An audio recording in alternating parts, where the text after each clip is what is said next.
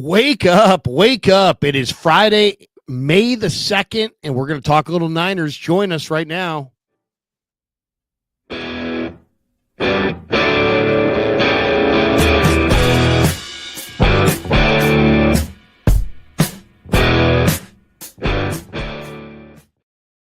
Wake up indeed. Welcome. Like and subscribe across both channels. Damon Bruce Plus, The Krug Show. It's great to see everyone here with the draft behind us, with phase one of reporting sort of in the past now. We got ourselves a new football team to look at, and it's really, Larry, I know we're going to talk about it today.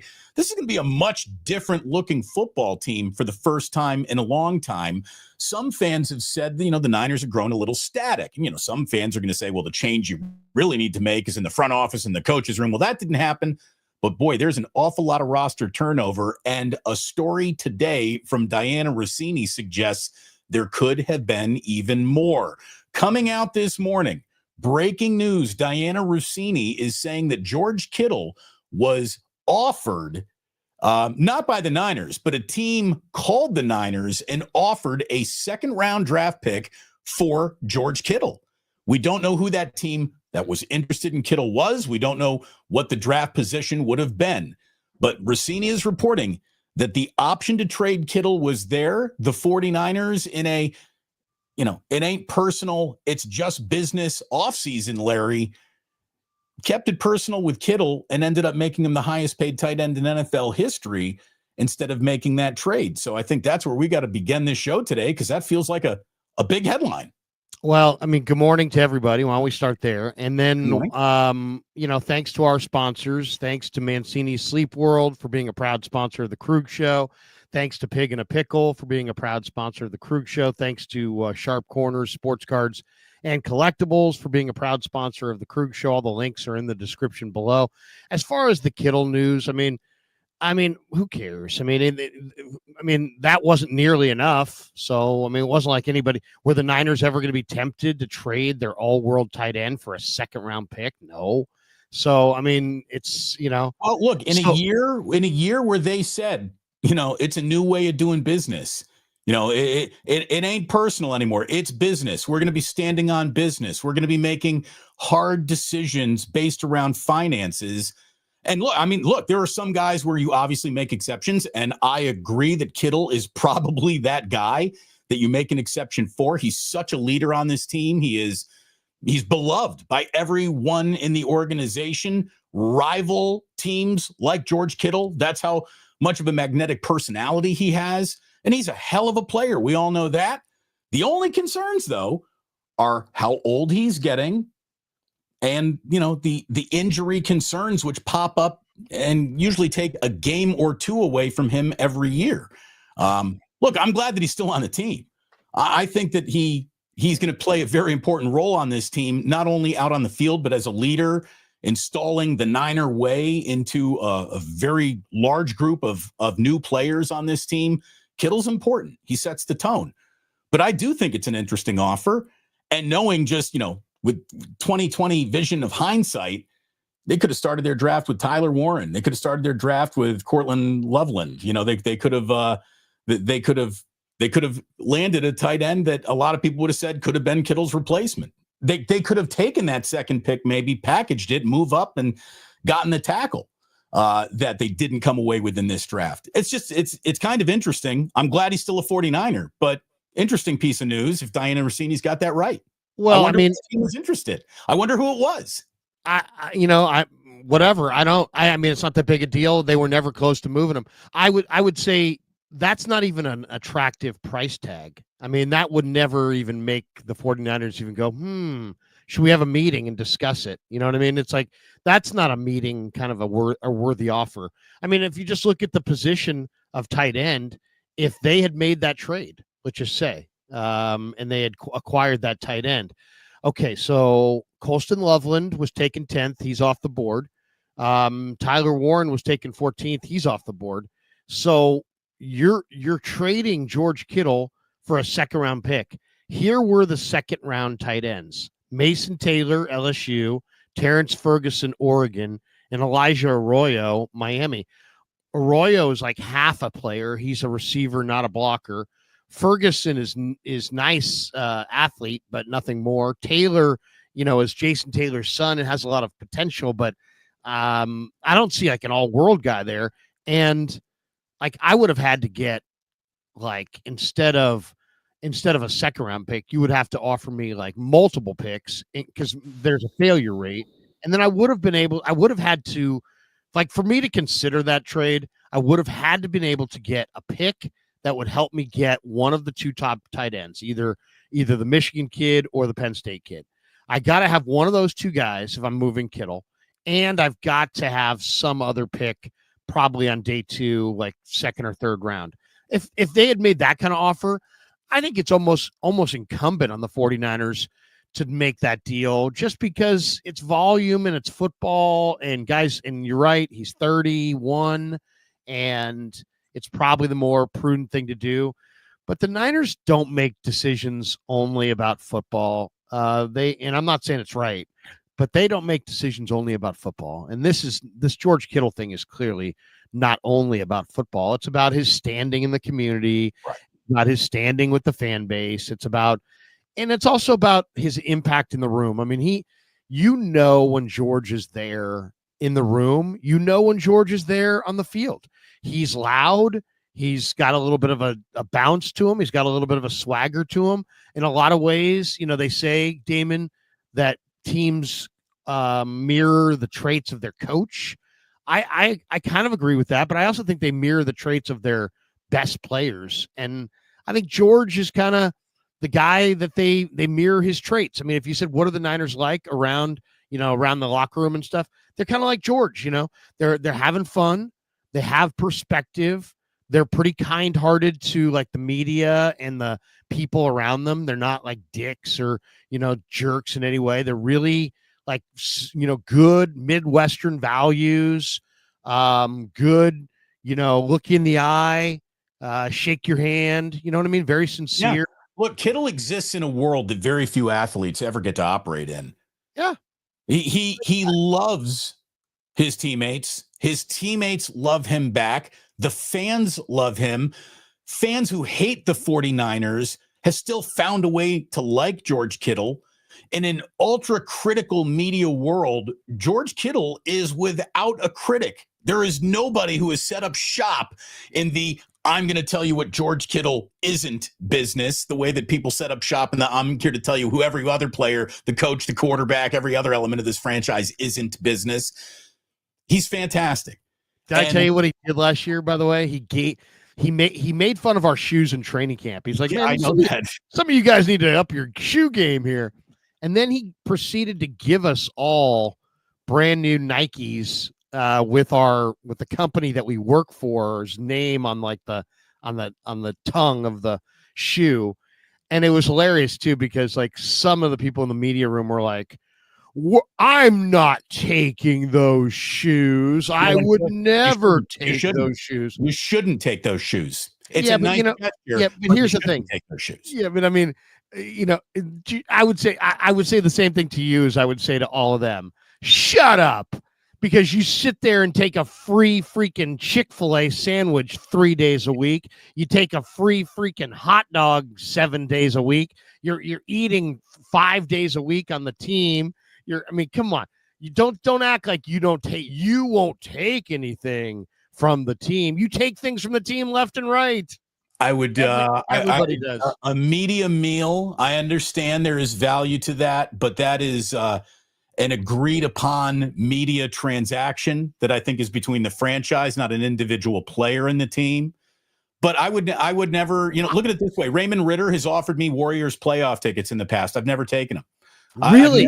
I've never taken a gift from Can I ask you a question? Ever covered. Yes. Can I ask you a follow-up? If he had given you playoff tickets, would that kill your objectivity? I would feel like I owe him something. And it wouldn't kill my objectivity in the moment. But in the grand scheme of things, I never want to owe anyone who I'm covering anything. It's a no quarter situation.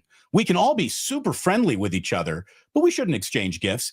But and how about this, Larry? If you took the shoes, I'm not questioning your journalistic integrity either. This is how would you play it? It's no problem. It's no No, no, problem. no. I mean, I took the shoes because George bought the shoes, and I'm not going to wear the shoes. I'm not. I mean, it's not a big deal to me. I would if I wanted to. If I really liked them, I would wear them. I don't care about that. I'm not a journalist. I don't try to pretend to be a journalist. I'm not a journalist. I'm an editorialist. I give opinions. I do them in a electric media world now.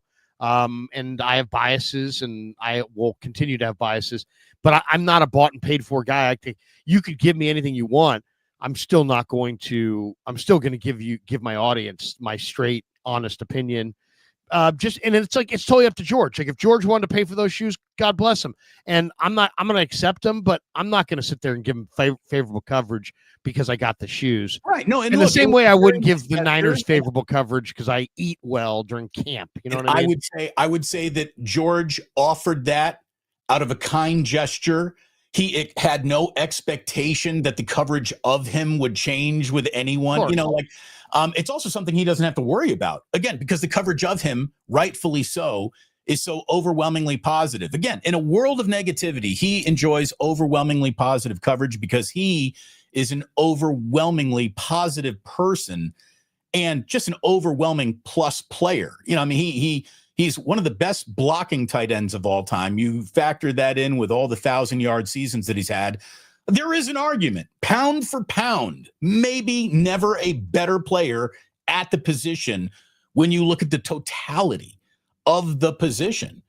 I'm glad that the 49ers didn't trade him. I'm glad that he sticks around.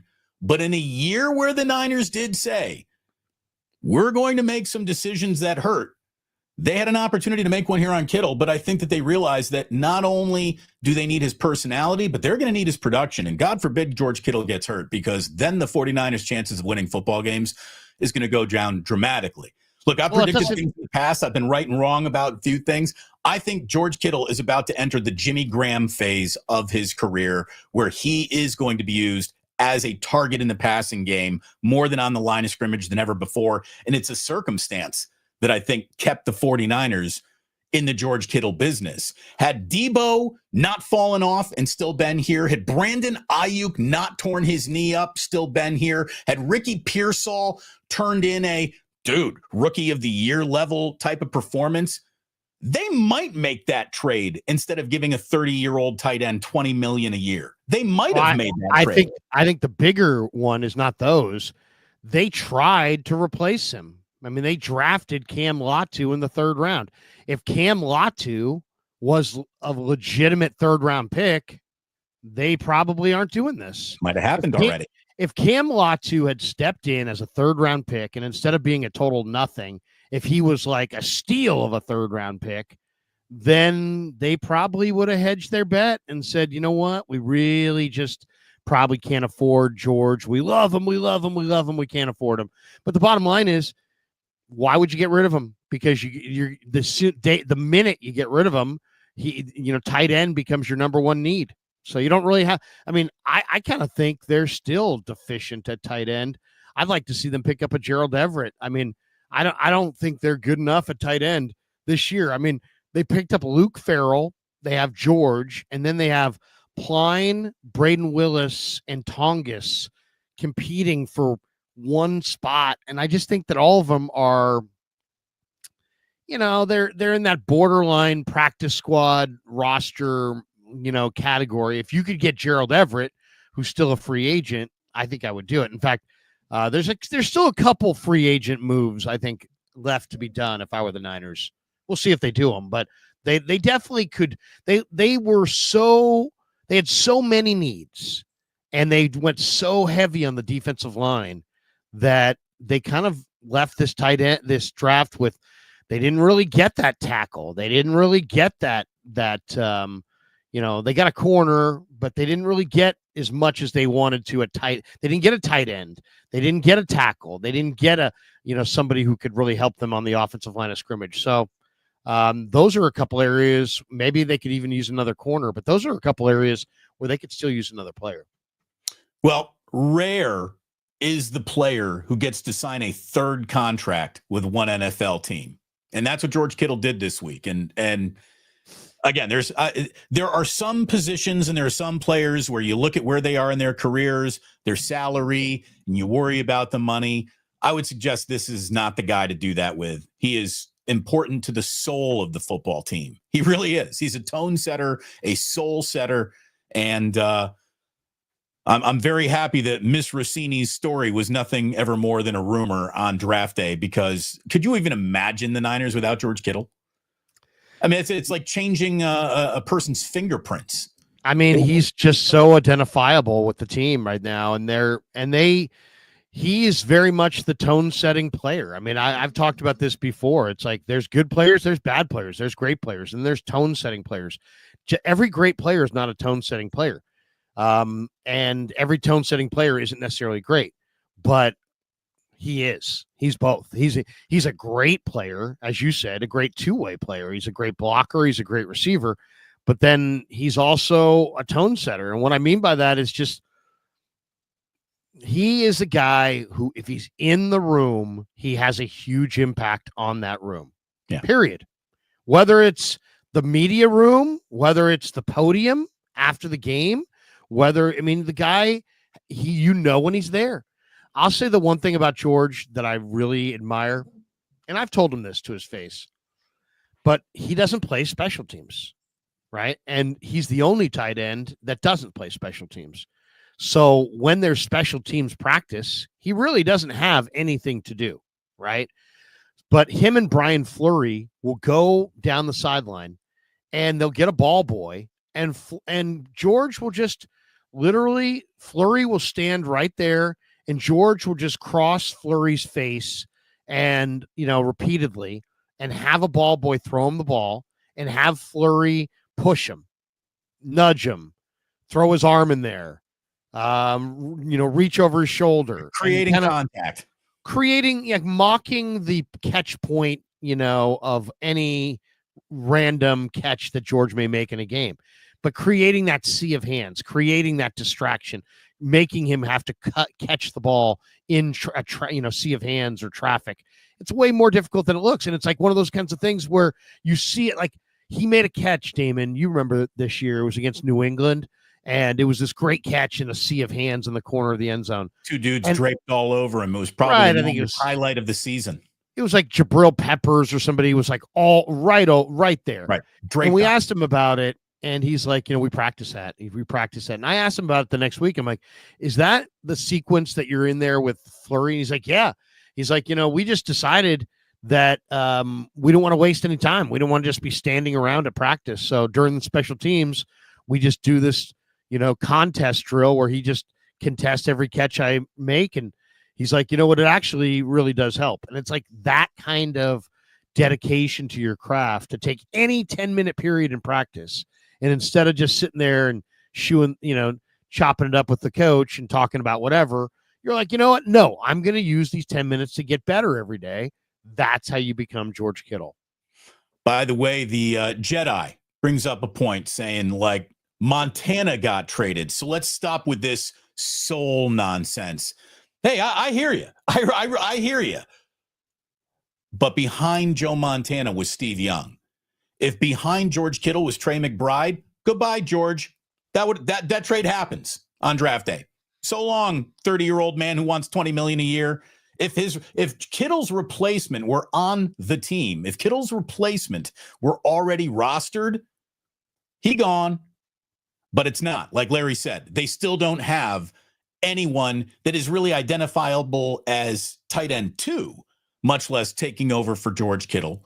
Much less in a season where you're going to need him to be one of this team's premier pass catchers. He has to be this year. There's no let's blend George Kittle into the passing game. He's going to have to stick out like a sore thumb in a passing game that is going to step into the year deficient. So that's why, the soul thing for Kittle, I think is a big tiebreaker. Look, he's a great guy, and they also really need him. If they didn't need him as much, second rounder for a tight end, it's pretty good value. It probably happens. But George Kittle's just not another tight end. He's not the next guy in the tight end conversation. He's more than that to the Niners. He's their captain. He's truly their captain. I know there's a few guys who wear the C, but he's the captain of the team. I without a doubt. Well, not only that, he's an A+ tight end at a position where your number 2 guy is Luke Farrell, and your number 3 guy is one of 3 guys that I don't even know who none of them are great blockers. I mean, so like, if you want to block a defensive end, I thought, it was funny, Damon. I thought it was so funny that you had Mikael Williams at the facility, and there was George Kittle yucking it up with him. And the irony hit me because Mikael Williams just abuses tight ends, and he's going to abuse almost every tight end in the league except for George Kittle.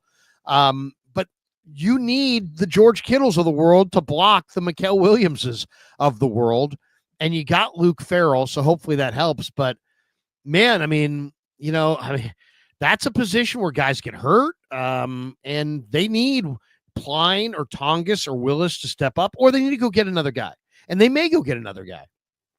Wouldn't shock me at all if they did. No, and you know what? I agree with Kyle over here saying this could be Kittle's biggest year yet because the entire receiving core is a gray area, and I think that's a huge piece of it. I really do. I think it's the Jimmy Graham season for George Kittle. I think you're going to see him in the slot. I think you're going to see him split out in ways that we really haven't in the past. You're going to see him in bunch formations in ways that we really haven't seen him in the past. So hopefully somebody can give a little help blocking along the offensive line as well. I mean, Kittle staying healthy is a big part of does this year go according to plan, yes or no. Pro Football Talk, Larry, was talking about the huge turnover this year. And like, again, people, I think, got tired of the rooting for, against, whatever, the same old Niners. It felt like the team really did need some new blood. They were getting old. We knew that. Well, Pro Football Talk did the math for us. The 49ers parted way with 8 starters who had a combined 54 years of NFL experience.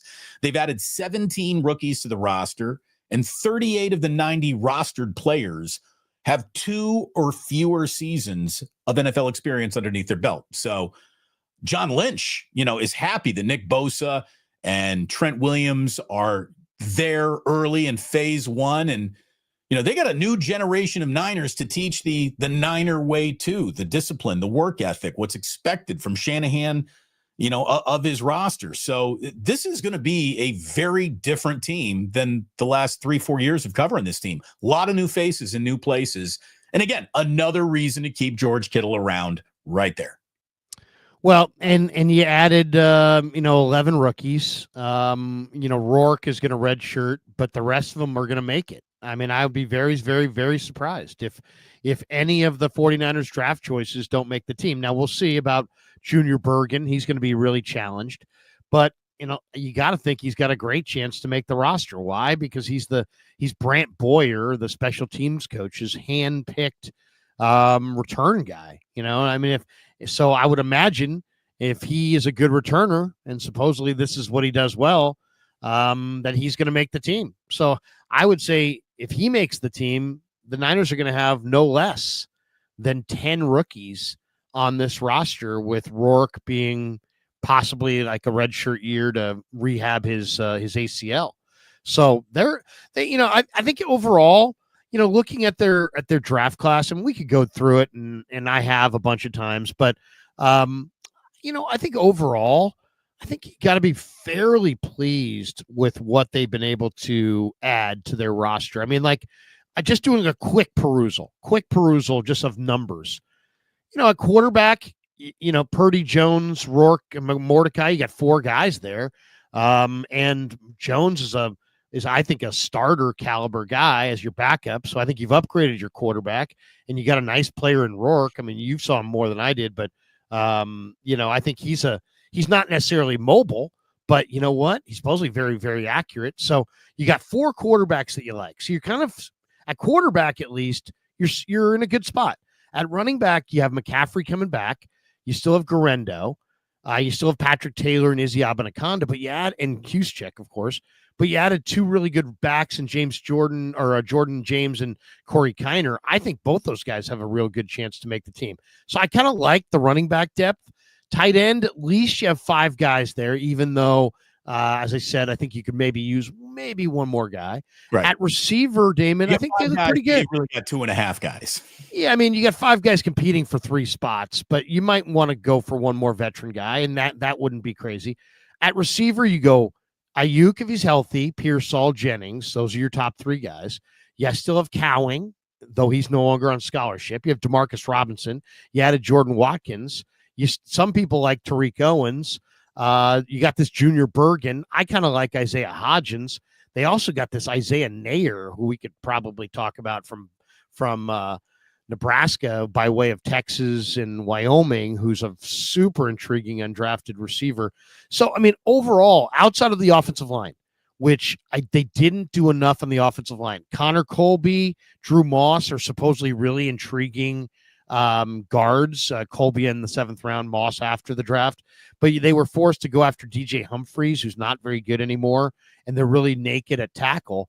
But outside of that, outside of the fact that they're a little thin on the offensive line, a little naked at tackle, I kind of think offensively they're fortified almost everywhere. As I said, if you could add like a Gerald Everett and maybe a little bit of a veteran swing tackle that's better than DJ Humphries, I feel like the offense is kind of good to go. I mean, we can talk about the D, but the offense I think is pretty solid.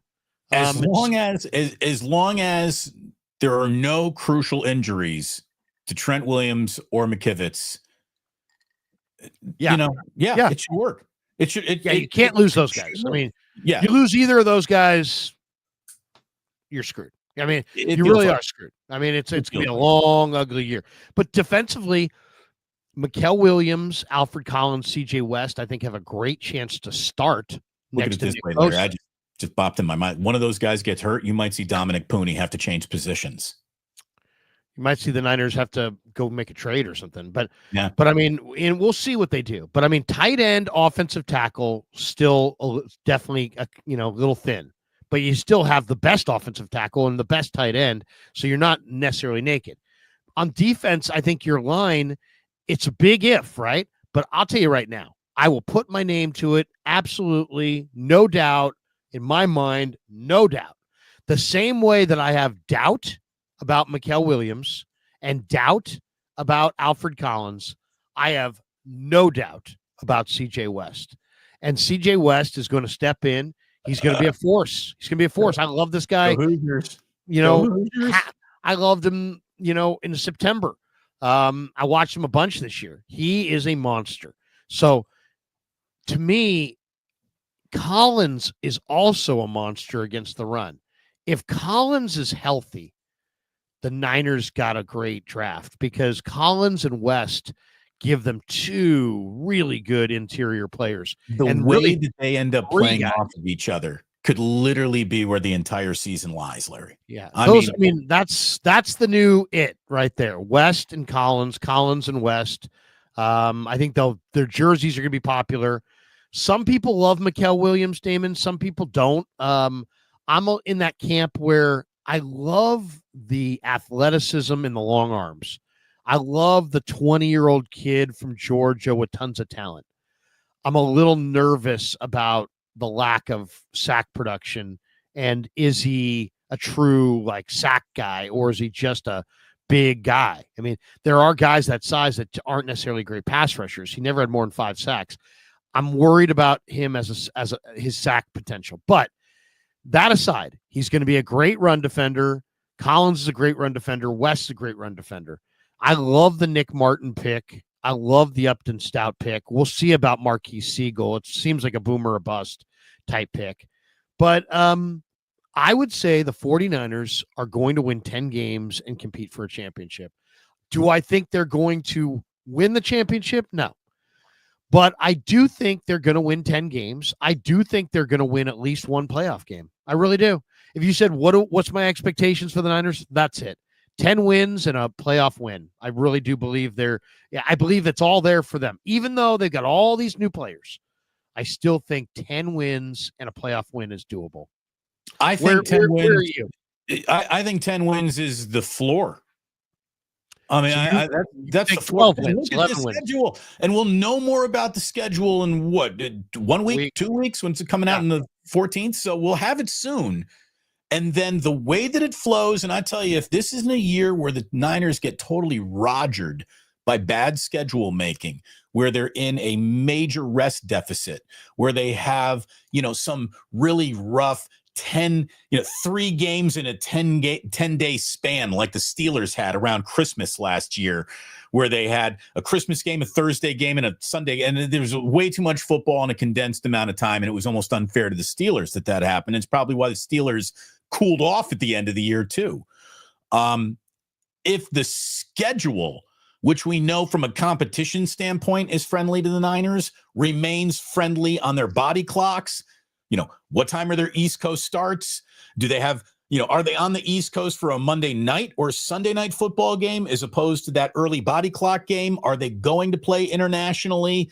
Once we know what rest deficiencies look like, then I think we can really start talking about, all right, well, instead of being 10, let's actually set it at 11, 12, and go from there. And now everything changes so fast, obviously. Any one major gets hurt, every bet is out the window. But it's, I am optimistic about the Niners. I am. And I'm not Mr. Dripping in Sunshine content creator. I'm looking for things that probably aren't going to work. I see more things that I think are going to work for the 49ers than aren't going to work for them, schedule included, opponents included. Now, when we see when it comes out, then we'll really get a grasp of it. But look, I think that Shanahan, if Shanahan comes back mentally recharged, I think that's a huge part of it too, man. I thought he had the football coaching equivalent of writer's block last year. I just thought that he was zero fun Shanahan. And now the circumstances probably made him tear half of his playbook up and throw it out because he didn't have wide receivers who could separate, blah, blah, blah, blah, blah. Didn't have a defense that he could really count on. But if this defense rounds into shape with Robert Saleh again, and it turns into hey, you crank out 24 points, you're winning football games every single week. Niners are going to win a lot of football games, man. They are. They're favored. They're favored to win the division. We'll see if it comes about. They do need some more help. I would say, and this, every team is going to add some players between now and training camp. And we'll see. I mean, the Niners have a rookie mini camp next week. I'll be at that. We'll see what they look like. Then there's another mini camp coming up a couple weeks after that. I think then there's a full mandatory mini camp, after that. And then we'll get a chance to see what this team looks like. But if you said to me, if you could add some pieces, what would you add? Asante. Swing tackle. I would think, Asante Samuel would be nice. Another corner. I would say another corner. Another veteran edge rusher. I mean, Von Miller's out there. If you could add a veteran edge rusher to go with what you got, I think that would speed things up. I would definitely say they should have spent a little bit more to try to land Joey Bosa. They really should have. I mean, Gerald Everett, I don't know about that, but Gerald Everett, I mean, I haven't watched Joey Bosa that much. I couldn't tell you what level he was really at. But as far as Gerald Everett, I think Gerald Everett would be a nice tight end piece for them, especially because I think he's a little bit more athletic. He's a little bit better blocker than their receiving tight ends. He's a little bit better receiver than their blocking tight end. So I kind of like the idea of a guy like that. He's out there. I read an article yesterday that Green Bay is going to trade one of their receivers, most likely Romeo Doubs, because of the fact they just drafted Matthew Golden, Savion Williams. I'll tell you, if that guy was available, I'd be knocking at their door because a day 2 pick or day 3 pick for Romeo Doubs. Look, any receiver from another team who's on an edge of a roster or a street receiver right now is a free agent. You'd love to see the 49ers on the other end of that caller ID. The 49ers they're more opportunity at wide receiver than any other team in this league right now. If there is no greater chance for you to come into a new situation and get snaps like on the 49ers is at wide receiver. We'll see. We'll see. It's somebody's going to have. They would say, hey, look. We have Ayuk, Pearsall, Jennings, Demarcus Robinson, Jordan Watkins, Jacob Cowing. That's 6 right there. Right. Then we also have Junior Bergen. We love this kid, Isaiah Nayer. That's 8. Isaiah Hodgins is a good receiver. That's 9. So they have depth. It's just a matter of if they could find. I mean, Ayuk's not going to play this year for a good portion of the year. His nickname might as well be Thanksgiving because that might be the first time you see him. Right. So, and Watkins is a rookie. Cowing's never done it. Demarcus Robinson is a 3-game suspension. Hodgins, Bergen, Nayer, those are back of the roster kind of guys. So all I'm saying is, if by chance, Green Bay decides, hey, we're going to, because there was some bad blood last year between Dobbs and the coaching staff there. And I don't remember exactly the particulars, but I know he was kind of in the doghouse. And there's a lot of talk that he may be moved. He's a West Coast guy from Nevada. That would be the type of receiver. I'd give them a 4th-round pick if they want to move Romeo Dobbs. So it's like a player like that might really help the Niners. A better swing tackle than DJ Humphries might really help the Niners. A tight end like Gerald Everett might really help the Niners. Another edge rusher or a corner on defense might really help the Niners. So we'll see. But I do expect 49ers will probably be in the market for a couple extra players between now and camp. Yeah. I mean, the roster churn never ends. And smart teams and good GMs never stop churning because you never know when you're going to find the guy. Even if you bring him in for an interview now, you bring him in for a workout now, you don't sign him right now. 2 weeks from now could be a totally different situation. Warren Sharp, Larry, cranked out a bit of information that I found really, really fascinating. And I don't know if you saw this or not, but there's so much hand wringing on draft day about, well, if there's a player you really, really like here, do you want to jump into the end of the first round so then you have that 5th-year option to maybe exercise? First-round draft picks come with a 5th-year option that rounds 2 through end of the draft do not for teams to have. Warren Sharp says, every year there's talk about trading up into the last few picks of the first round to get a 5th-year option on a player. And that incentive has now been around for 12 years. The 5th-year option for a first-round draft pick has been on the books for 12 years now. And when Warren Sharp is talking about a late first-round draft pick, he's not screwing around. He's talking 28 through 32. So we're just talking about those slots, 28, 29, 30, 31, 32. In 12 years, that sample size and those slots have produced 59 players. Of the 59 players who came in to the end of the first round for teams to have a 5th-year option, Larry, would you like to guess before I tell you how many of those 59 players saw their 5th-year option actually exercised by the team? I would say 5 or 6. It's more than that, but it's less than I thought it was. It's 18 of 59. Wow. 31%. 31% of players drafted between 28 and 32 actually get a 5th-year option picked up by the team that drafted them.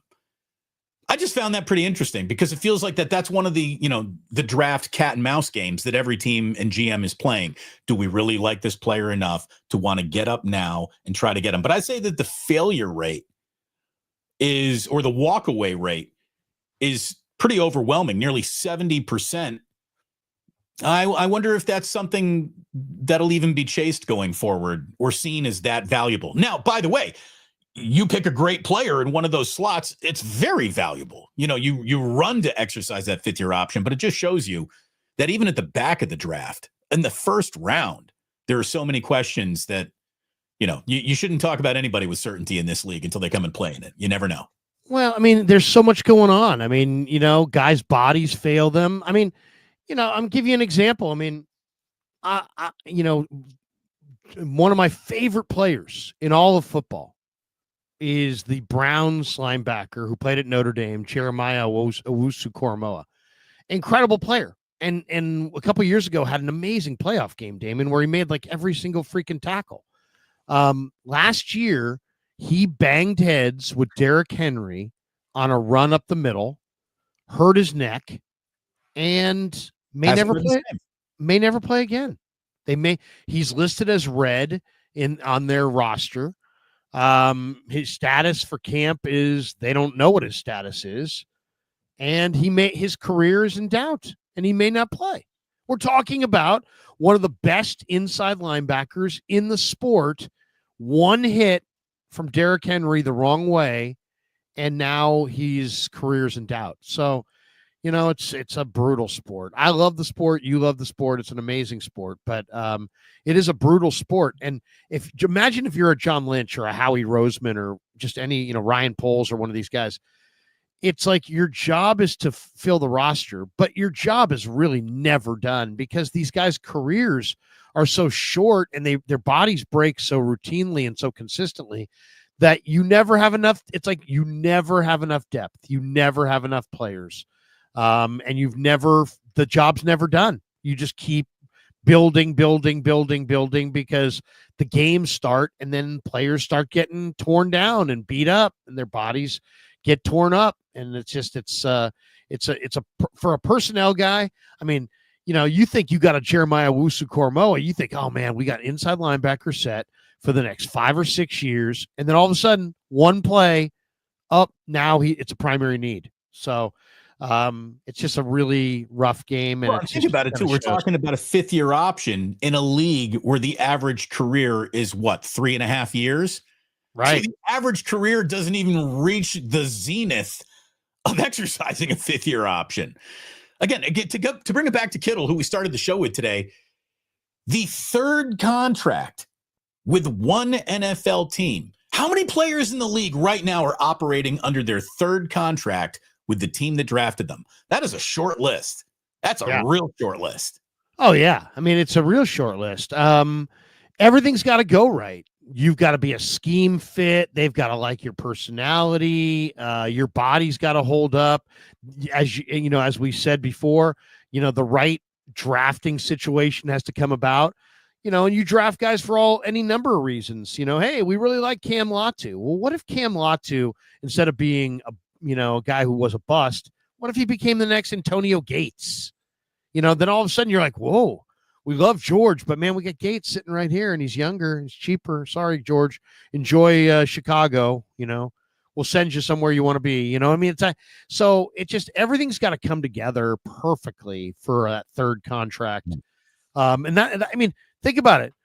How many guys go one career in pro sports? I mean, I think of all the great Warrior players, they all finished in a different uniform. I think of so many of the great Niner players, Ronnie, Craig, Joe, Jerry. I mean, they all finished somewhere else. Charles Haley. It's a really, really difficult thing to do in sports, and football, because of the injuries, just makes it even that much more difficult. Let's see. The other thing that people care deeply about is also in the news a little bit today, Larry. And, I want to wish Nike good luck with this because I see their alternate uniforms that they've done for Major League Baseball. Most make me sick to the stomach. I think normally the NBA, triple or 4th alternate jersey is usually a disaster. The Warriors have got some pretty good alternate jerseys. I'll give them that much. Nike's been good to them. The NFL has announced that the league is going to unveil rivalries jerseys beginning this upcoming football season. What does that mean? The 49ers are going to have an alternate jersey here. They're going to have their home uniform, they're going to have their away uniform, and then they're going to have whatever Nike produces as their rivalries jersey. Now, I don't even know who they would wear their rivalries jersey against. Northern California, Southern California, 49ers, Rams. We all know that is the traditional rivalry. To me, the Seahawks have become more of a rival to the 49ers in this division, maybe more than anybody else, or maybe the Rams have now officially wrestled that back from them because of the NFC playoffs and McVay winning a Super Bowl and Shanahan still chasing one, but McVay being owned by Shanahan for the most part. So maybe that's the rivalry, but the Niners are going to be wearing a different uniform for 1 or 2 of their games this year. I haven't read all the details, and we haven't seen any of the designs. We don't know if there'll be like a uniform rivalry where everyone sort of gets slotted into just this sort of like rivalry style of uniform, and then they just put the team colors into that. Or, I mean, I'm going to tell you right now, the 49ers, As somebody who grew up a fan of the Chicago Bears, and I'm going to tell you right now, I think the Chicago Bears have the greatest uniform in football. It's so plain and simple. It just kicks ass. But I grew up loving 49ers uniforms very, very much. I think the 49ers are one of the sharpest looking professional sports franchises. The gold helmets, the white, the pipe. I don't even like the black piping on the letters. I like that clean white letter on the jersey. The Niners got gorgeous uniforms. Like there was always the debate about who's got the better uniform in the Bay Area, the Raiders or the Niners. Well, I'm like, the Raiders got an awesome uniform too, but let's not pretend the Niners uniform isn't fucking perfect. Here's what I think they should do. They should go back and find like old pictures of Kezar Stadium and just take the jersey and either go a shade or two lighter in the red or a shade or two darker, making it more maroon, almost like this. And then with the helmet, make Jed York happy and spend some of Jed's money and just give the Niners a Notre Dame gold-flecked level sparkly helmet. And then just put the... Imagine if this were Notre Dame gold, Larry. Imagine if this were Notre Dame sparkle gold with that on the side.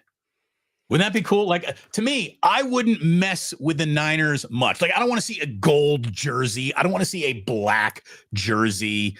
I don't want to see them go, some like Bay Area tie-dye trying to be like the Giants and their terrible new City Connect jerseys or anything like that. This is a tribute to the fucking Jefferson. First of all, no color changes. Thank you. No new colors.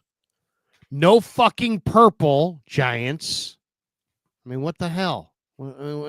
Hey, look at it this way. If you look like the Rockies, you might lose to the Rockies. What was that? I mean, it's like, is this? I feel like I'm watching Barney. Remember that old Barney? It's like, What the hell? I mean, is this a cartoon? The Giants don't have purple in their. It's this Jan Chosla. It's alternate, Larry. Yeah, alternately sucking. I don't want purple. The Giants are orange and black. What are we going to... I don't want to watch the Red Sox and see yellow.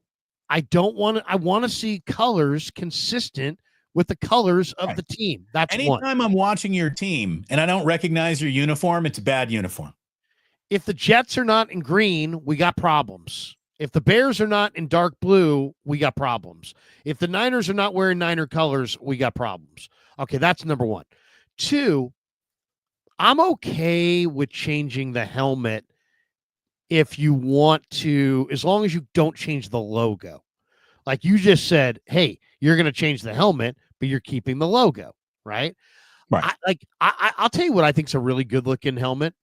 The mirrored gold helmets, like chrome helmets. Like the Oregon, but like Niners color gold, but like a gold chrome, like where it's almost like you could like, it would like be shiny if you put a bright light on it. Yeah, I like that shiny looking helmet. I think that's a good looking helmet. I didn't have a problem when the Niners went to the black jerseys that one time. I know a lot of people didn't like it. I didn't love it for the announcing part of it because you couldn't really see the numbers because they weren't outlined in white. Right. So the numbers if the numbers popped better, those jerseys would have played better. Right. Yeah. Because those numbers didn't. You can't just have black on a red or red on black. It doesn't jump. You got to have some outline of piping of white. But yeah, I would say I'm okay with the jerseys. Don't change the color. If you're gonna change the helmet, change the color of the helmet, but leave the logo. Remember that old new 49er logo that Eddie D tried to introduce to modernize it, and it lasted like 48 hours, and everyone was like, don't do that. And the feedback was so overwhelmingly negative, they immediately pulled it. It said 49ers instead of the logo. And it was so amateur hour, and people were so offended by it that it didn't even make it through a weekend in the off season. It didn't make it through an off season weekend in an era when before there was Twitter and, that's how bad it was. was like enough people saw the picture in the newspaper and on TV, and there was enough groundswell of that's awful that they eliminated it within 72 hours. It was bad. But that's pretty cool. The fact that the fan base just was like, no. And they're like, okay, all right, no problem, no sweat. But I'm a big uniform guy. I really believe I'm a huge uniform snob, and I'm a huge basketball court snob. I love, like, to me, I really believe, and I really do believe this, that the NFL, we're gonna look back, and I don't know when it is. I don't know if it's gonna be 5 years from now, 10 years from now, but we're gonna look back in our lifetime, and we're gonna say, finally, they created a secondary league that's going to work, and it's going to be when they just take NFL teams and say this is the minors, and they're wearing NFL unis. And people root for laundry. They love it. The day 3 of the draft ratings should be proof enough that it's not about stars, it's about branding, and it's about colors and your team. If all they did was Shador just say, helped that out too. The Shador drama helped day 3 an awful lot, but whatever. Yes. But I mean, what my point is just that if you did have a minor league and you ran it right now, like, April, May, an April, May type league, maybe right after the draft, maybe it's a May, June type league. Secondary football, but branded with the NFL names, it would absolutely kick ass. It would beat baseball. It would beat the NBA playoffs. It would beat the NCAA tournament or anything else in its path. It would win if you just had the branding of NFL teams and NFL players allotted to those teams, like your backups, your practice squad. You just make practice squad double the size. Unless you're drafted in the first 4 rounds, you're playing in this other league. Or just up, what do you got? 16-man practice squads. Okay, say, how about this? You go 32-man practice squads, and your practice squad guys play. Yeah. And you have teams that are like combo teams. The Niners and the Rams have one team. And it could even be, people are so okay with this concept that it's so much better than secondary leagues are right now that you literally could have 2 teams sharing one team, and people from both fan bases would support that team. You could have a Niner and Raider team that has Niners and Raider players on it, and Niner and Raider fans would both watch it. Yeah. And you could even have some kind of uniform that was like a cross, like you could literally have silver and red. Right. You could literally do it any way you wanted. You could take turns. Today they're wearing Raiders uniforms. Tomorrow they're wearing Niners uniforms. But as long as it's not some third, the Boston Breakers, nobody gives a shit. The Oakland Invaders. You could have done this with the Bears and the Packers. You could have done this with the Giants and the Jets. You could do it with Tampa Bay and Jacksonville. You can do it with Miami and Tampa Bay. Anybody. Yes. You can do it with Houston and Dallas. You could do it. Yeah. Any 2 teams that are too close to each other. I don't think we have to go to, by the way, Larry, you could do it as long as you don't wear this. Hold on. Here you go. Look at that. It's brutal. That was the failed instantly logo that Eddie D tried to push. Look at that. How much cocaine do you need to do off the back of a toilet in the early 80s to come up with that idea? Oh, brutal. That is brutal. That is rough. Hold on. I'll get the overlay back here. Give me a minute. I just had to load that the best I could. Here we go.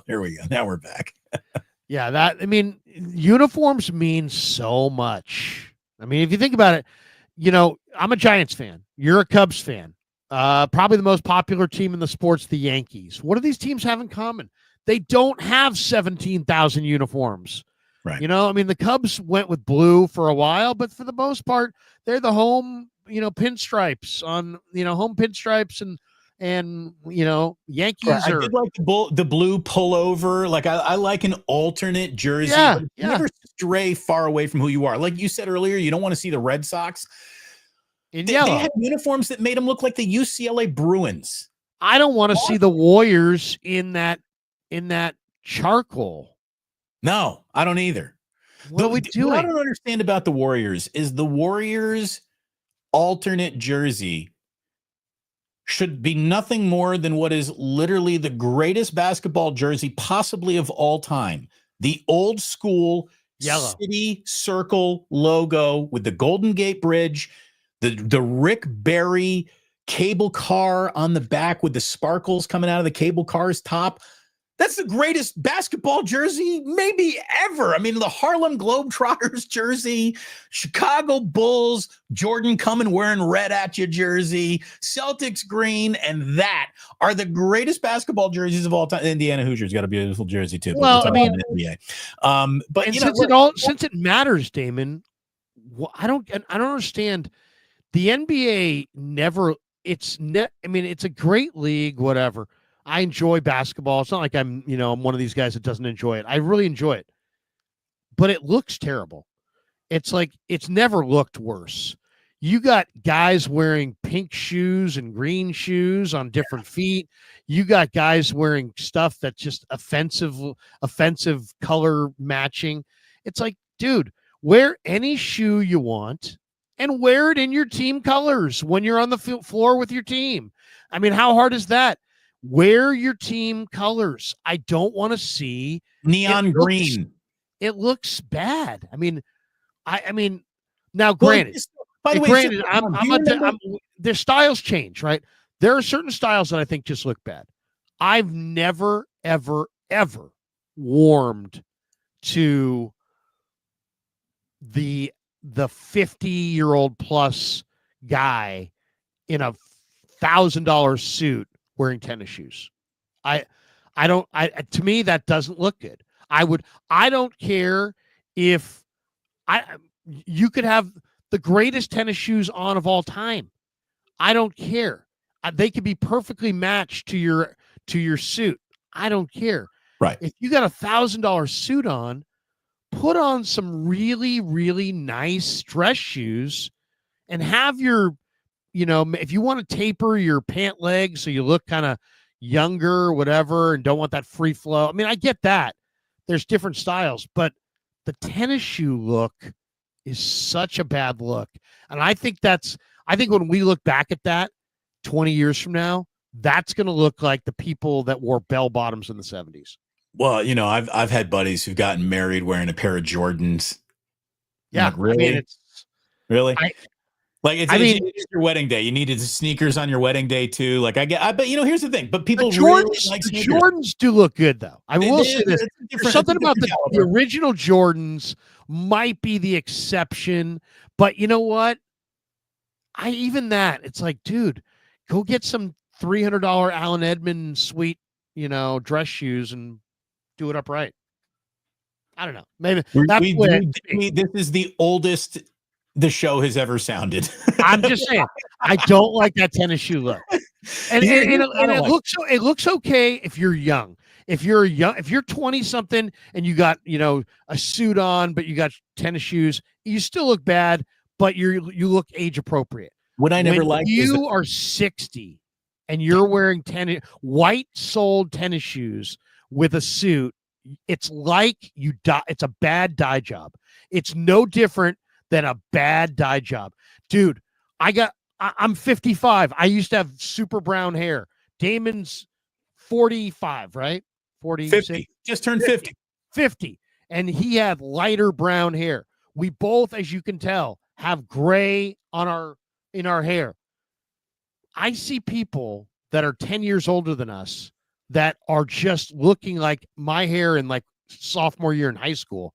And I'm like, you look bad, dude. I mean, nothing says I'm not comfortable in my own skin like either fake contacts or a dye job. So A buddy of mine was like, dude, why don't you look so much older than you actually are. Why don't you dye your hair? Why don't you, if you're going to keep the beard, why don't you just shave the beard or What'd you dye the say? beard? And I said, this is There's what a good, there, you know, self-confidence. there's a right answer, right? I The said, right answer. the right answer is this is what self-confidence looks like. This is, we ain't trying. We ain't trying. I am married. My wife, if my wife looked at me and said, shave it, dye it, make me happier, I might do it for my wife, but I would never do it for me. And I would certainly never do it for anyone who told me to do it, except my wife. But Right. Jillian likes the gray. She likes the gray beard. She likes the gray hair. The silver fox thing, not that I'm a silver fox, but that's what she likes. So thank God, because that's what she's got. I just, to me, I mean, it's like, hey, I already got the hot chick. If I was trying to get the hot chick, maybe I would switch. But since I already got the hot chick, you know what? I'm good. I'm good. Yeah, I don't need your Grecian formula. Look at this one. Andre Garibay. Larry rocks those white New Balances. Yeah. Oh, by the way, you want to know who rocks white New Balances like you wouldn't believe? Who's that? Japan. Because New Balance is the sponsor of Shohei Ohtani. I mean, if you see 10 pairs of sneakers on Japanese people, 8 of them are New Balance. New Balance is everywhere over there. See, this is why the Giants should have offered Ohtani $1 billion, not deferred, $1 billion up front. We'll pay you $1 billion today. Shohei Ohtani. If you were in a place where there were 50 billboards, Shohei Ohtani's face was on 30 of them. You don't understand Crazy what he means to that country until you're in it, and then you're like, holy shit. My father died too early, and if he loved his New Balances. He was Mr. New Balance. If he knew that those shoes were coming back. Let's hit some supers here. Wait. Before you do that, Larry, because you just brought up something, your father passing away. I know a friend of yours passed away this week. The guy on John Elway's golf cart is someone that Larry, I didn't know that you knew him. I'm so sorry that a friend of yours passed away this week. Oh, yes. So an old friend of mine, who I've known going back Sac State football, great guy, Jeff Spurbeck, started his own agency, Sullivan and Spurbeck, and eventually it evolved into Octagon Football. It was bought out by Octagon Football. He was an agent for Ronnie Lott, for John Elway, for many coaches, many players. Great guy. They represented Aaron Rodgers for a while, and their offices were right here in Walnut Creek. And Jeff, just a terrific guy, and we knew a lot of the same people from Sac State. So he was very instrumental in my early career in the scouting world and getting kind of a foothold in football, and just a really good friend. And his wife and my wife were friends, and he went golfing down at La Quinta with Elway. So they were at a country music festival, and then they were taking a golf cart back from the country music festival. This is why John Elway might be in a little bit of trouble if they can find that he had some, he was intoxicated behind that wheel. I don't know, but off the back of the golf cart fell this man. He hit his head on the asphalt and did massive head trauma. And unfortunately, he passed away because of it. So yeah. Unbelievable. And he's so he had 3 children, wife. He was in his early 60s. He had, years and years to live. And I'm so sad by it. It's just unbelievable. I mean, it's just an unbelievable thing. You're in a golf cart with one of your buddies, and all of a sudden you hit a bump. And I'm sure John Elway's got to be wrecked by this. Wrecked. Think of the guilt. Think of the whether you're responsible or not. You'll never be able to shake the fact that you were driving the vehicle that your friend died on. I mean, that's your agent. You're one of the biggest, most important people in your life, and lifelong friends. And how do you look his wife and kids in the face, knowing that if by chance you had a couple pops or whatever, and it's just, or if you were being funny and reckless and trying to be, because we all, I mean, heck, I played golf with my buddies sometimes, and these guys act in their 50s like bigger jackasses than they acted like when we were 19. And I'm like, dude, you weren't even this much of a wild man when we were wild men. I mean, where was this? And it's like, so it's like sometimes I get the feeling that sometimes people want to relive their youth. I don't know what the particulars were here, but all I can tell you is that Jeff Spurbeck was a great man, and he was a terrific guy. Just a little rest in peace to Larry. You and I both have lost our fathers, and it's a big thing when a man loses his father. If you're close to your father, that's powerful medicine. There's no way to start contemplating your own life, your own mortality in ways that you never have ever before when you lose your father. Rest in peace to Brad Graham's father. Brad Graham, a huge voice in the Niner content creator community, huge channel, great at what he does. You want to talk about outstanding draft coverage? He went to the draft and was covering it from Green Bay. He just recently announced on Twitter that his father passed away. So anyone in the chat, reach out to Brad Graham and give him your condolences, because he just lost his father. And he said he's stepping away from his channel for a few days, and rightfully so. So rest in peace. Mr. Brown. Yeah, absolutely. I didn't know Brad's father, but I did send Brad a note, and it's a significant moment in a man's life. And I don't share a lot of personal anecdotes, but when I was a kid, I used to have this recurring nightmare, and I would wake up just absolutely in panic, just absolute panic. And it happened to me, Damon. If it happened to me once, it happened to me 25 times. I mean, throughout my childhood. And it was always the same dream, which was mom and dad are not there. Oh. Mom and dad died. What happened was we had a family at our church who sadly got involved in a car accident, and the mom and the dad and the son all died. And it was at an age, I think I might have been like 7 or 8. And it was like really made an impression upon me.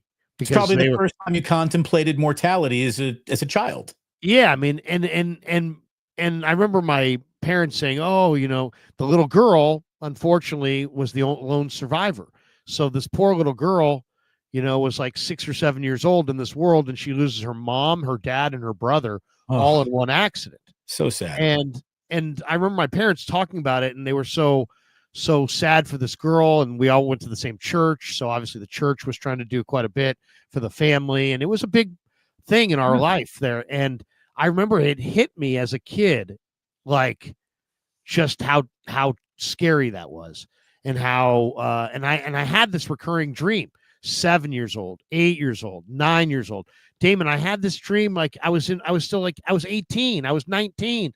I would still have this dream of, I wake up, my parents are both gone, and the panic sets in, and it was so real, it was so scary, and it stayed with me. It stayed with me, and it stayed with me probably until I was in my mid-20s, where I finally got over the panic of that feeling, and it lost its power in my psyche somehow.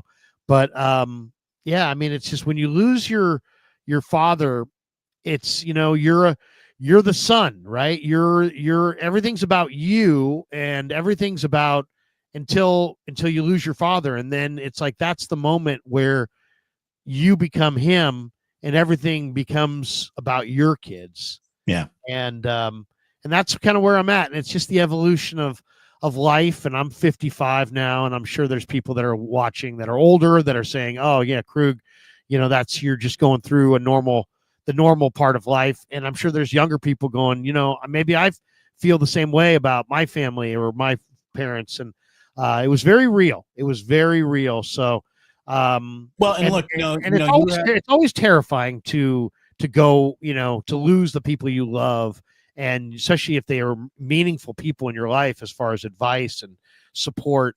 And all you can say is that, someday we'll be reunited, and think of the positive thoughts, and just go live. All I would say to anybody, Damon, and I don't try to lecture anybody, but all I would say to anybody is, whether you spent a lot of time or not nearly enough time, go forward without regrets, because you don't want to have that, oh, I shoulda, I coulda, I woulda, don't do that to yourself. Whether Right. you were that person that didn't spend the time or not, that's not really important. All that's important is don't do that to yourself. Don't do that to yourself where you're like, I should have spent more time. And if you are fortunate and you're listening to me and Damon right now, and you're one of those people that parents are older, and you know what? Spend the time. Spend the time. My mom died and my dad died like about 150 days later. And my mom was like, your dad's not going to live very long without me. Because she kind of knew my dad was leaned on her quite a bit. And she's like, try to spend as much time as you can with your dad. And I remember talking to my brother, and I remember saying to him, look, I don't care what I got going on the rest of the year. I will be there for him every day. You can't be, and let's figure this out. The two of us, let's figure it out where we can be around our father every day for the rest of his life. Let's give him that. And we made that bond. And my brother's a judge. He makes a lot of money. He works in Sacramento. He took a lot of time off. The radio station was so kind to me. I was doing the show with Rod and Tom. So I would finish the show at 6:00, Damon. I would go right inside my house because we were doing it at home for the pandemic. And then I would just get right in my car, drive all the way out to the Sunset District and go watch the Giants game with him, have dinner, stay there till midnight, and then come home. And I did it the whole year. And I don't regret it at all. No, it's like, no. It's like I look at that as my mom told us, take care of dad, and damn it, if I wasn't gonna do it, there's no way I wasn't gonna do that. Well, look, man, the relationship. I never met your father. You never met my father, I don't think. But I did. No, I did. Oh, you did once? I met your father at the event that you had on Bay Street, maybe? Didn't you do an event on there was an event that you had at a bar, and you had your mom and your dad was there before your dad passed. Was it my 40th birthday party? Were you at my 40th birthday? Yes. Okay, yeah, that was okay. Good. Then you did meet my dad. Okay. Yeah, I met your dad. I think you can tell. Kind of a thick guy with glasses, right? Yeah. Yeah. It looked like Kenny Rogers. Looked like fat Kenny Rogers. Yeah. Which is where I'm going. You can. I met him. He was there that night. I think your mom was there too. Yeah. Yeah. The whole family came in for that. Sister, but it's sister. Yeah. Yeah. I can tell that you had a good relationship with your father because you have a good relationship with your sons. And I think you can tell that I had a good relationship with my father if you spent time around me and my sons, that transfers forward. And because of that, you care about kids. And let me wrap this whole, emotional moment of the show up by just saying, thanks for coming out last night, Larry, and helping me support the Guardsmen. Larry came out and was the celebrity at the table because I was emceeing the event with Dwayne Allen, who's also a Guardsman, former Colts, Patriots tight end. And we raised an awful lot of money for Bay Area at-risk youth. And the amount of kids who fall under the umbrella of Bay Area at-risk youth, it is tragic. How many kids qualify for Guardsman programs, needing scholarships to go to school, go to summer camp? And thanks for coming out and supporting that. You're giving back to your community when you do that. And it meant a lot that you showed up and did that to me and to people who had you there. So thank you. And it was fun. It was fun. That's the kind of guy your dad raised. So nice job. My dad was all about that kind of stuff. But I had a great time. Who I met last night, who I had a phenomenal connection with and just had a great conversation with him and his wife, is Rick Barry's oldest son, Scooter, who I told Scooter, I said, Scooter, when I was a kid, man, I watched you played for De La Salle. You came to St. Ignatius. He's like, you were there that night? He's like, remembered it and the whole thing. And so we had a great conversation about Rick and how competitive he is and growing up in the Barry family, and him and his wife were really, it was Scooter's awesome. A great guy. His wife is a great guy. Is a pistol. She is fantastic. She's awesome. Yeah. And she's awesome. Yeah. I'm glad that you guys connected. He's one of my favorite guys to bump into at every single Guardsman sports auction as well. Great dude. Let's hit some supers. Yeah. MSQ can act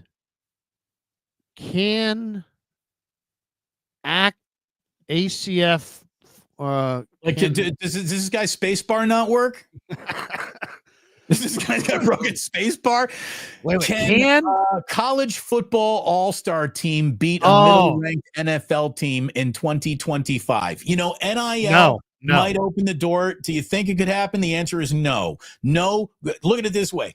This year's Ohio State team would be able to maybe put half of a decent drive together against the 0-16 Detroit Lions.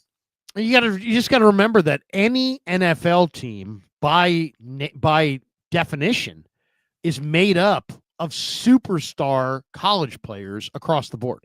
So no, it wouldn't happen. Now, if you took the worst NFL team and took all, like somebody asked this question, and maybe it was MSQ last night, sort of in a different way. He was asking it last night, like, if you took an all-star team, like all the best players this year in college football, and put them on one team and had them play the worst team in the NFL, well, then you're taking a team that essentially has 32 first-round picks. Right.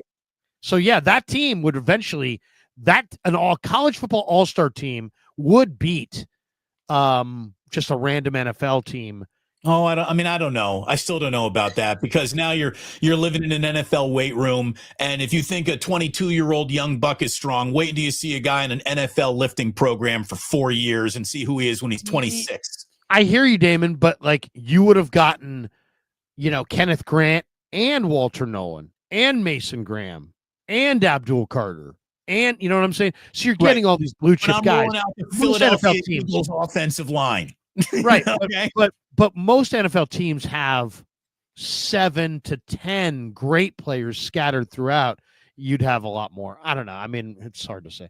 MSQ says people say Hurts over Purdy, but I imagine they swap out O-lines. Yeah. I'll take Purdy behind the Eagles O-line for the block. That to me is the winner. Barry Ford says, bang, bang from Memphis. Barry.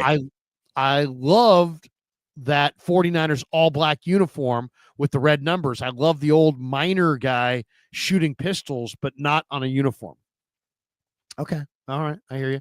Barry Ford. The 49ers got that crest with the 4-9 and then the black or the gold and red quadrants. Like you could put that like on the side of the pant or on the hip or maybe as a shoulder patch, but I wouldn't want to see it on the helmet.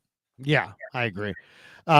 Maybe a shoulder patch. Barry Ford says, I'm 63, and Larry, I'm very conservative dresser, but I do rock the white sneakers with a dress suit. All right, there you go. I'm not hating on you, Barry. I'm just saying I wouldn't do it myself. Thomas Selman, good afternoon. I like the draft. Fixed the defense, hopefully. Tired of people stating it was disappointing just to be negative. They got their guys. You know what, Thomas? I'm with you on this one. I know it always sounds like you're the smartest guy in the room if you're cynical, right? If you're optimistic, you don't sound like the smartest guy in the room. And if you're cynical, you do. But as we know, being cynical is not always the smart play, and being optimistic is not always the dumb play. So I just think that there are people out there that have mastered, I want to be cynical for the effect of it. And I think that they're overly negative. Like to me, and I don't want to, I love Dieter and I'm not banging on Dieter. I think Dieter's really smart, but Dieter and I totally disagree on one guy that the Niners picked. It's probably a couple of them, but one of them we totally disagree on is Nick Martin. And he sees Nick Martin and sees all these flaws. I see Nick Martin and I see a guy who's 95th percentile in speed, 95th percentile in strength, and 95th percentile in production. And as far as I'm concerned, there ain't nothing else. So I think that guy's an awesome pick. As far as I'm concerned, I'm as skeptical at Dieter. I thought it was one of the bigger reaches. I thought he was there maybe 2 rounds after they selected him, just waiting for him.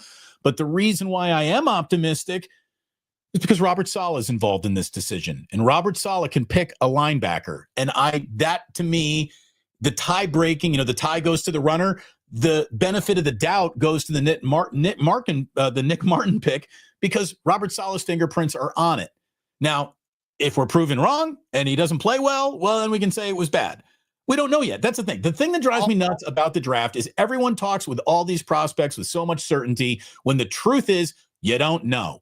You got an educated guess, but you don't know. And then you get the actual draft, and then you get the players. And now you actually know the players that are on your team. And you want to start getting excited about new players, or you want to start crapping on the players because you don't like them. You still don't know. You don't know. And then we're going to have this entire season. We're going to have an entire rookie season. And at the end of that season, there will be some players who clearly identified as this looks good. There will be some players who identified that looks bad, but you still don't know. We still don't know about Garendo. We still don't know about Ricky Pearsall. We got good feelings. We hope, but we still don't know. In 1 year, 17 games is not a career. So we still don't know even about the guys we kind of think we know. We still don't know about Jacob Cowing. We don't know. So sometimes you find out, sometimes you don't find out. Sometimes it takes a while. I mean, it's as simple as that. It's not all in the stars. I'll say that. It's not just like, who knows? Nobody knows.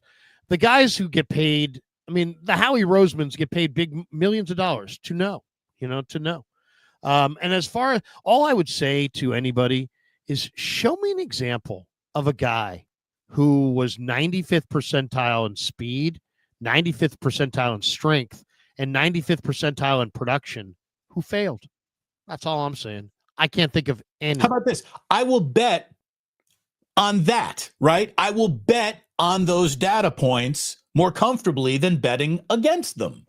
But guys who have been the greatest workout heroes of all time and practice All-Americans don't make it in the league all the time. So we don't know. Those guys don't have the production. All I'm saying is the guys who actually produce and are fast and are strong, those guys usually hit. That's all I'm saying. Thomas Selman says, good afternoon. I like the draft. Okay, we got that one. We got this one, Barry Ford. I never leave the house when in dress mode without a fedora on my head. Got that from my late dapper dad. I like that. This is because you're an older black man, you can get away with it. If Larry and I walk into a room with a fedora on, we're going to get laughed out of that room instantly. But you can rock it. There are fashion choices older African-American men can make that guys who are white cannot. I disagree with that. You can totally wear it. You can't rock a canary yellow suit. You wear a purple suit to a function, you're going to look like an idiot. You're going to look like purple pie man. I disagree. I think it's all about your attitude.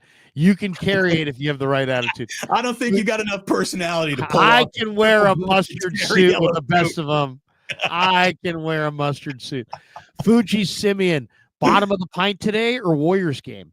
So I threw it out to John Lund because we normally go Fridays, bottom of the pint. And I asked John, I said, John, you can go bottom of the pint Giants game, which starts at 7:30, I believe, tonight, maybe 7:15. Or you could go bottom of the pint Warrior watch party, and that starts at 6. So I think Johnny, we'll see what he wants to do. He may have plans for the Warriors and we won't do a show. In that case, I'll probably go post game with Cyrus on the dual channel post game. If Johnny does want to do it, then we'll probably just go right at the Warrior game and just start at 6 and do a little Warriors watch party while the Giants game's going on. A little dual watch party, if you will. I like it. You know what, Larry? As soon as Jillian is back from a long work trip and I got people watching the boys, I'm going to join you on one of these where I'm going to sit down with a 6-pack and we're going to all do this together one night. It'd be a lot of fun. Man. It is fun to drink beer when you're just, throwing them back for the hell of it. Barry Ford says, Larry, my father, Marion, has been gone for 6 years. Mary and I moved him in with us in his last years. I still dream about him. I'm driving his Lincoln Town car to this day. Nice. That's awesome. My brother's son is driving my dad's old Buick around as well. And he says, sometimes my brother will be like, it still smells like dad, it kind of makes me, But yeah, I do miss my dad an awful lot. Fuji Simeon says, Larry Damon, your parents did a good job with you both. How do Thank you know? you. How do We you would know? agree. I think we would agree. We're very. I mean, Hey, here's the thing. We're very my lucky. parents beat me. No, I'm just kidding. We're very lucky. We're very, Yeah. very lucky. Not everyone got to grow up in the situation that we got to grow up in, and we're very lucky for it. Yeah. No, I mean, seriously, that is so true, dude. And I'm glad that you brought that up, Damon, because it's okay to be lucky, but you just have to acknowledge that you were lucky. You know what I mean? It's like life is not fair, right? So, sometimes I do get emotional when I see a kid that, didn't have a parent or lost a parent early or whatever. And, maybe it's a friend of one of my children. And because we do have a family that we're really close to, Damon, and the dad died just unbelievably out of the blue of an aneurysm in his leg when he had little kids. Like he had like 3 kids that were under 4. Like your kid, it was like your kid's age, really, Right. really They'll young. never even know their father. They'll not. And They'll not yeah, remember him. That's so sad. it was just so sad. But it's like when I think of that and I see those kids now, and they're great kids, and they were still really good family friends of ours. And it's like, and I think of all the time that I've had a chance to spend with my kids that they didn't get a chance to spend with their dad. And it makes me sad. It makes me sad. Fuji Simeon says Judge Kruger sentenced me for being a Reardon guy. By the way, we had the Reardon marching band come and play last night at the. They were great. The sports. They were amazing. They were amazing. I wanted to keep the drum line going throughout the entire auction, like a Michigan game where the drum line never stops. That was a fun event. You had the USF basketball team there last night. You had JT Snow was in the house. Man, I didn't get a chance to really introduce you to Dwayne Allen, though. What a great guy Dwayne is. That dude is just a solid dude. And getting to know him and his fiance. He's got a 5-year-old son, so we're getting our boys together and going to play down on Chrissy Field coming up on a weekend soon. Great guy. Awesome, man. Loved him in college. He was great at Clemson. MSQ says He won the match. He was a tight end of the year. Oh, dude was amazing. I mean, powerhouse too. Yeah. MSQ says saving money, not using the space bar. LOL. Sorry, I am frugal. Joseph Ernberg, 100 men versus 1 gorilla. Who wins? The internet debate of our time. Look at it this way. If it's silverback gorilla, I'm taking the gorilla. If it's not a silverback, 100 men probably overpower. Yeah, I don't know. I'll go with 100 men. Fuji Simeon, just because there's 100 people that could potentially sub to my show as opposed to the 1 gorilla. I don't think the gorilla is going to sub. Fuji Simeon says, SI fight song acceptable when SI sings with dad. There you go. Oh, red and blue. No, I won't do that. Anyway, that's going to do it for us. We're about almost an hour and a half into our live stream. Thanks to our sponsors, thanks to Pig and a Pickle, thanks to Mancini's, thanks to Sharp Corner, Sports Cards and Collectibles. And the links are in the description to all of our sponsors. And of course, hit like and subscribe on your way out the door. I never say that. I probably don't say that enough, but if you could hit like and subscribe, that would be awesome. If you hit like, just more people find the shows. And then if you hit subscribe, anytime Damon or I go live, you'll just get that little notification. And I'll tell you that what I love most about YouTube, I didn't even realize until yesterday. I was doing the deal with Damon last night at the Guardsman's dinner. Chase Sr. said, hey, man, I got this thing going Friday. I can't go Friday at 10:45 like we normally do right now. I said, Chase, how about maybe we do something tonight, And he's like, well, I could do something, at 3 o'clock or whatever. So before I jetted to the city, I did a live stream with Chase. Well, we've never done a live stream at that time. So, there's nobody's used to listening to us at that time. So we don't have anybody in the room. So we started the stream. And of course, we're not normally in that time spot, but it was like 20, 30 people in the room. We got 1,000 people in the room before, we got out of there. And that's to me, one of the things I love about YouTube is that you can just hit, hey, I'm going live. I'm Damon Bruce and I'm going live. And it's like the people that are your fans get that alert. And it doesn't matter if they're normally listening to you at 3 o'clock on 95.7 The Game or 7 o'clock on KMBR. It's like they're going to listen to you whatever time you're going live. There you go. Yeah. So hit notify, hit like, subscribe, all that stuff for sure. Yeah. Hit like and subscribe and get notified. Thanks to Ike of Ike Sandwiches, by the way, our title sponsor over here on the Blues. And you were sitting right next to him last night, Kenny of the Dubliner. Thanks to the boys at the Dubliner for coming out and supporting the Guardsmen last night, too. Glad you got good dude. Yeah, great guy. Love Kenny. And yeah, man, it's like and subscribe. This was a fun show today, and I'm glad the Niners didn't trade George Kittle, although I would have thought of it. Thank you. Thank you very much for tuning in. And it's amazing. We wrapped up the draft with almost no Trent Baalke impressions. I didn't bring the Trent Baalke impression to Japan with me. I didn't bring it back from Japan. This draft missed good old Trent. There's no way the Jaguars are trading up with good old Trent on the clock. I wouldn't have done that move. Here, I'll do a little reenactment at the very end here. Whatever year the AJ Jenkins pick was, do you remember what year it was? 2018, 19, somewhere there? Oh, no, it was 17? It was early when it was earlier, 16. Okay. Damon and I are sitting in the room. Harbaugh's on our left. Baalke's on our right. 2012. In the war, across from the war room. We say to Trent, what did you like about this pick? And, he starts telling us a story about how he's liked this guy early in the process. I really liked this guy early in the process. And so what I did was I wrote his name down in an envelope and I put it in my desk and I looked at it and I took it out today, fellas. And I just looked at that and it said AJ Jenkins, all right? And so that's what we went with. We went with AJ Jenkins. And Harbaugh was pissed. Harbaugh was just like... And by the way, you want to know the real fraction between the two of them when it officially started is when Jim Harbaugh came in and announced on KNBR and he started talking about his next pick, who was Colin Kaepernick. And he started that. Do you remember what he said?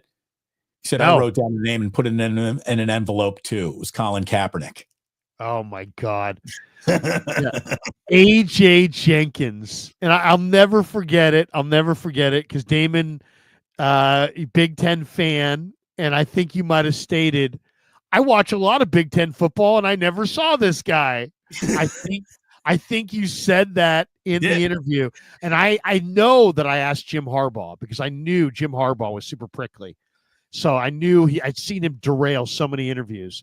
This was my chance to interview him. So I said to him, Jim, I'm thinking of what can I say that there's no chance he's going to bite off my head.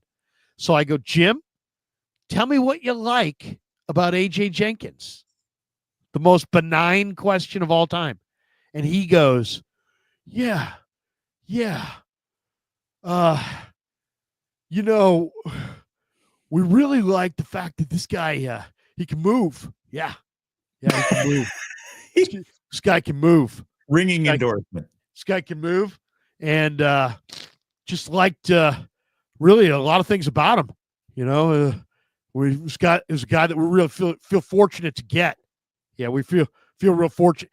It was so clear that he knew nothing about AJ Jenkins. It was like, oh my God, the head coach of the football team, who's an offensive guy, has never even heard of their first round draft choice. Well, that made him normal because no one had ever heard of AJ Jenkins, including anyone who did a mock draft that year. Unbelievable. Worst pick of all time. All right, that's going to do it for us. Have a great Friday, everybody. Thanks to Damon. Thanks to all of you. Thanks to our sponsors. Hit like and subscribe. Thanks again. We'll see you next week. Peace.